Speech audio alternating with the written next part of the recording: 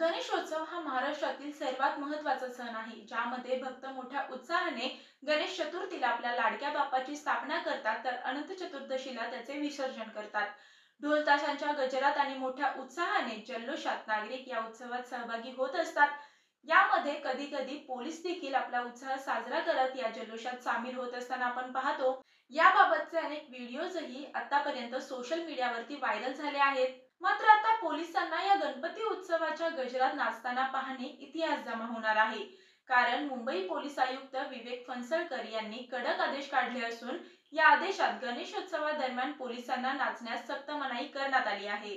याबद्दल आयुक्तांनी सांगितले की गणेशोत्सव हा सार्वजनिक उत्सव आहे आणि पोलिसांचा मुख्य उद्देश नागरिकांची सुरक्षा सुनिश्चित करणे हा आहे. या काळात पोलीस कर्मचारी सार्वजनिक ठिकाणी त्यांच्या कर्तव्यात व्यस्त असले पाहिजेत. नाचणे हे त्यांच्यासाठी योग्य नाही.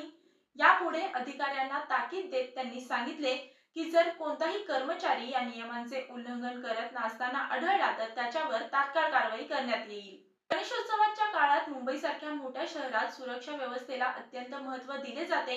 लाखो भाविक बाप्पाच्या दर्शनासाठी गणपती मंडळांमध्ये गर्दी करतात आणि त्यासाठी पोलिसांचा मोठा बंदोबस्त लावला जातो. यावर्षीही गणेशोत्सवाच्या काळात विशेष सुरक्षा योजना आखण्यात आली असून पोलीस आयुक्तांनी दिलेल्या आदेशानुसार प्रत्येक पोलीस कर्मचाऱ्याने त्यांच्या कामात प्रामाणिक लक्ष दिले पाहिजे आणि कुठलाही गैरप्रकार घडणार नाही याची काळजी घ्यावी लागणार आहे.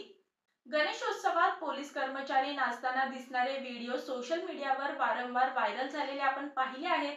दरम्यान आयुक्तांनी हा कठोर निर्णय घेतला असून या निर्णयामुळे पोलिसांवरील जबाबदारी अधिक स्पष्ट करण्यात आली आहे आणि त्यांना त्यांच्या कामात अधिक कडक राहण्याचे निर्देश देण्यात आले आहेत.